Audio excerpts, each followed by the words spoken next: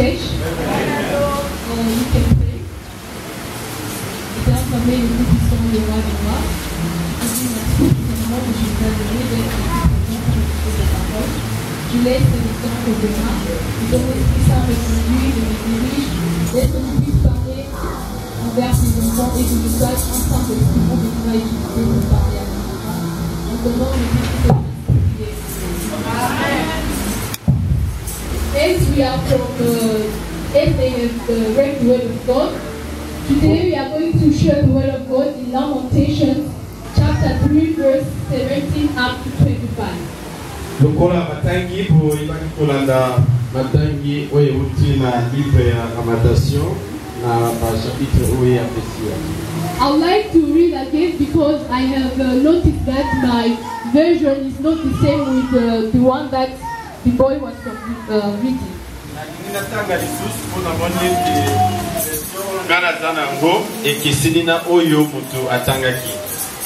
The word of God says this: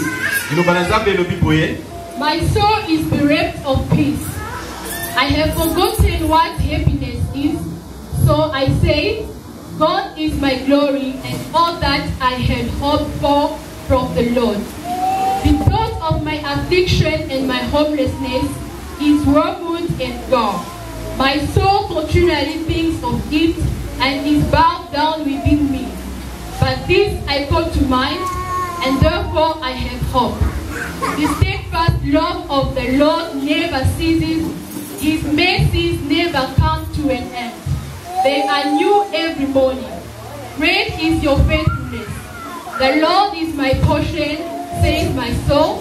Therefore I will hope in him. The Lord is good to those who wait for him, to the soul that seeks him. Amen.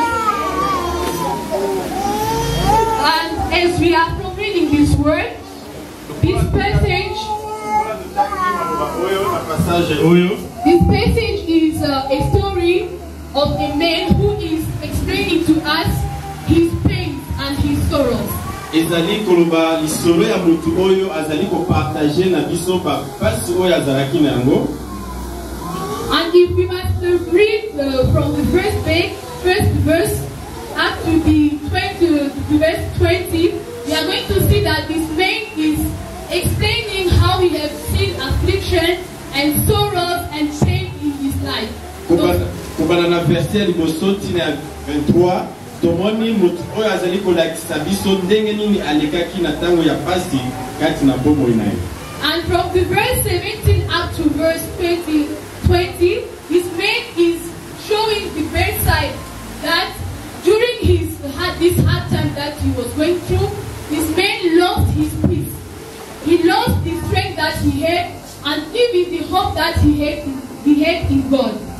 Tuzali komona ete banana verset 17 tina 20 mutu oyo azali kolakisa biso ndenge nini ayebaki na kobungisa kimia pe elikia kati na bomoi na ye. And it may be the situation that most of us or somebody among us is going through. Because tango mususu ezali situation oyo moko yo tongai tuzali koleka na ngonga oyo. Firstly, we know that as we are in DRC, the economic situation of this country is not good. So all of us, we can say that we are going through a hard time. And soki totali tango oyo tozali kolekisa kati na mboka na biso, tukomona ete tango mususu yo tongai situation financière na biso ezali na mwa poko soto likambo oyo ekoki kozala oyo tozali ko vivre na tango oyo. And this is the situation of this man. He's explaining to us the hard time that he was going through in his life. He has seen affliction, and to the extent that he even lost the happiness, and to the extent that he even lost the hope that he had in Christ. Ezali situation oyo ndeko oyo azalaki kolekisa na koloba ete ayebaki na kobungisa elikia pe kimia kati na motema na ye na makambo oyo ezalaki koleka na bomoi na ye. Maybe he did some steps like to look for some solutions. He was looking for a way to end up his problem or to find a solution to his problem. Tango mususu abanai koluka solution, bandeko lukanzela nini akoki koleka po ete azwa solution na makambo oyo azalaki na yango. That when he used to think of all his sorrows and all his troubles, his friend found out that when he used to think of it, his soul used to bow down. So it's like he's trapped down. He doesn't know what really he must do. Tango azalaki koluka solution, abane komona ete akosala effort nyonso kasi nyonso ebane kosimba te akozonga kaka na se po ete abandela lisusu, donc ebane kotambola malamu te. This is the same situation maybe someone among us is going through, because in our lives as human beings there are problems that come across. Ekoki kozala situation moko lulenge moko oyo ozali kolekisa na ngonga oyo po ete ntango mosusu tozali kolekisa batango ya pasi kati na bomoi na biso. Because there are some problems that used to come in our lives as human beings and we don't find any solution to those problems. It's like the problems appear too much bigger than us, than our wisdom, that we can't know any way to find out the solution. Ezali lokola makambo moko ekomelaka biso ozali komona ete likambo oyo eza monene tellement makasi que vraiment na likambo oyo na okoka kozwa solution te. And the word of God today is coming to help us to follow the example of this man, because this man after looking back, after remembering all his troubles, he has decided to do something. Although he has missed his happiness, although he lost the strength that he had or the hope that he had on God, this man decided to do something. Liloba na Nzambe pana biso lelo ete esengeli tolanda exemple ya mutu oyo ezala makambo ezalaki ebele ya pasi na bomoi na ye, kasi na suka na yango azwaki décision ete asala likambo moko, likambo wana oyo asalaki nde tolingi topartage na bino lelo. This man decided to call up to his mind the things that were going to give him hope. Mutu oyo azwaki décision ya kozwa kati na mutu na ye to kati na makanisi na ye kaka makambo oyo ekokaki kopesa ye espoir. That's where we have read from verse 21 up to 25, and then that is where we have found our theme of today. This man said, Ezali place totangaki bana verset 21 na verset 5, mutu oyo alobaki boye.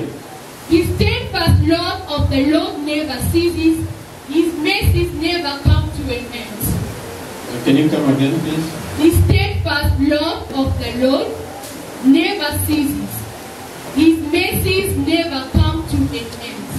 Bolamu na Nzambe ezali na sukate, pe ba promesse na ye ezali na sukate. This is just the theme of our day today. O ezali thème na biso na mokolo na lelo. That the steadfast love of the Lord never ceases and his mercies never come to an end. Bolingo na Nzambe ezali na saison te, pe bolamu na ye ezali na sukate.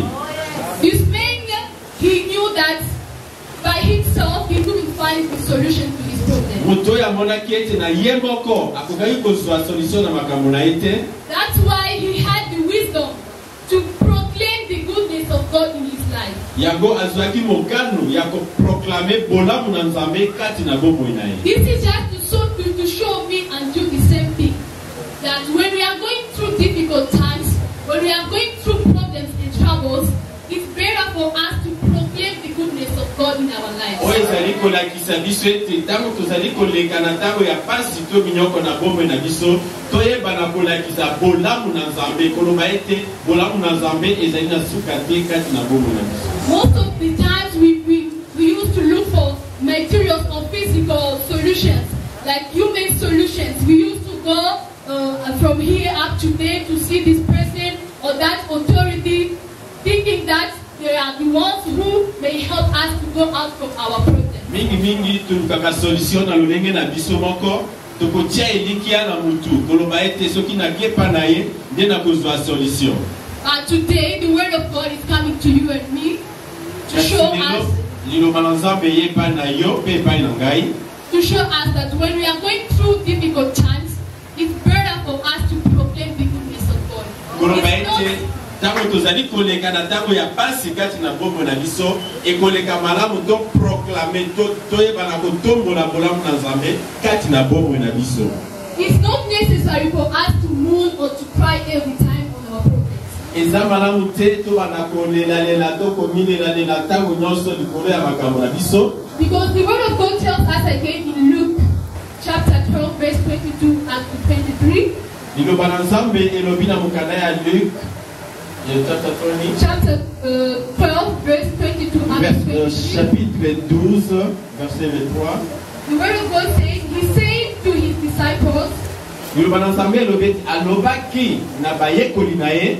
Therefore I tell you, ya solo na yebisi bino, do not worry about your life, komitungisa te mpona bomoi na yo, what you will eat, or about your body, oyo kolia to mpona nzoto na yo, what you will wear.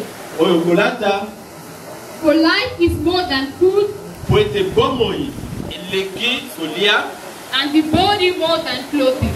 epi nzoto na yo eleki na motu yake bilamba oyo za kolia. It's a way that Jesus Christ was preaching to his disciples. Oyo ezali lolenge Yesu Kristo abandaki koteya na bayekoli na ye.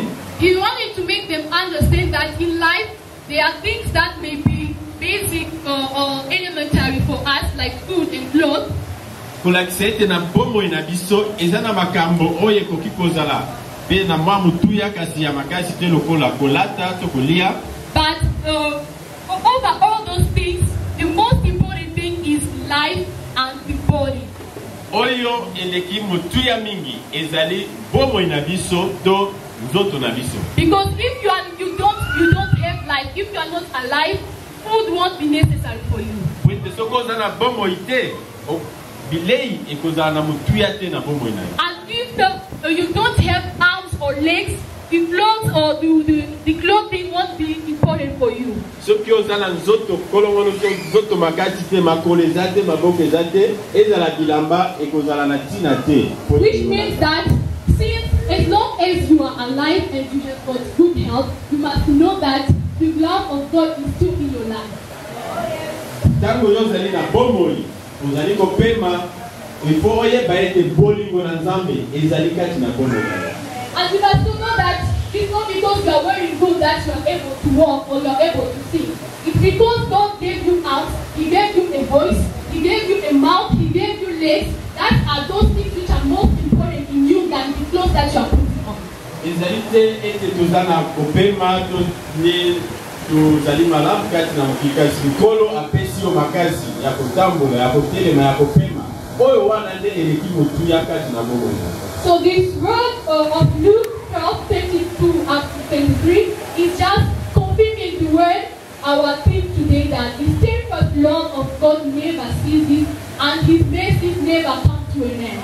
Liloba oyo ya Luc 12, 22, 23 ezali ko renforcer thème na biso koloba ete bolingo na ya nkolo ezali na suka te pe bolamu na ye ezali na saison te.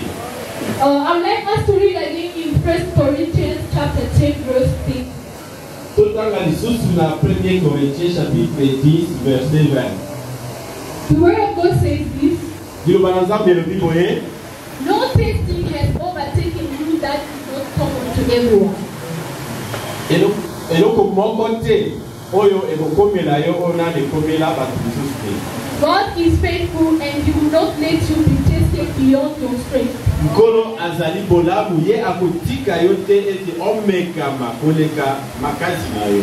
But with the testing, He will also provide the way out so that you may be able to endure it. Zala na kondima epai na ye, ye moko akoyeba na kofungola nzela moko po ete yo obima na situation wana. Oh yes. This word that we are from reading in 1 Corinthians Liloba oyo totangi na 1 Corinthiens is a way to assure us ezali lolenge ya koassure biso that any difficult time or any trouble that may come on our way, ete difficulté nyonso to makambo nyonso ekokoma kati na bomoi to na nzela na biso. this is not, we are not the only one to face that problem, or we are not the last person to endure that problem. Tozali moto ya liboso te ya kokoma liboso ya problème wana. na bombo na biso ezala batu mususu oyo si baleka wana epi Nzambe ayebaki na kofunga bana. That's why the word of God here he wants to clarify to us that when we are facing hard time, we must know that it is the will of God. Liloba na Nzambe pa na biso ezali koloba ete okoki kolekisa pe ntango moko ya mabe to ya mutungisi mingi kati na bombo na yo yeba ete Nkolo atiki yo te. Because here God wants to assure us that when we face troubles, He knows why He has led us face that troubles. He knows why He has led us to those troubles or difficult times. Liloba na Nzambe ezali koyebisa biso ete ntango ozali koleka na ntango ya pasi yeba ete Nkolo apermettre yango pe ye ayebi mpona nini apermettre yango ntango mosusu aza na leson moko alingi kopesa yo kokanisa te ete Nkolo abosani yo. And the word of God assures us here that God is faithful and He will not let you be tested beyond your strength. It is showing that maybe you may find the problem bigger than you or stronger than you, but God knows himself that for you this problem is smaller. You are the one who is bigger or stronger than the problem. That's why He needs you to face that problem.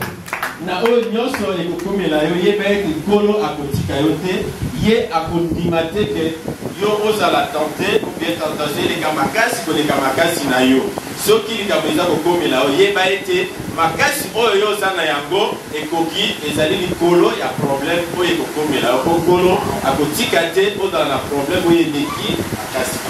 And that's why He said, but with the testing, He will also provide the way out so that you may be able to endure it. Yango liloba na Nzambe elobi ete tokozala tente kasi Nkolo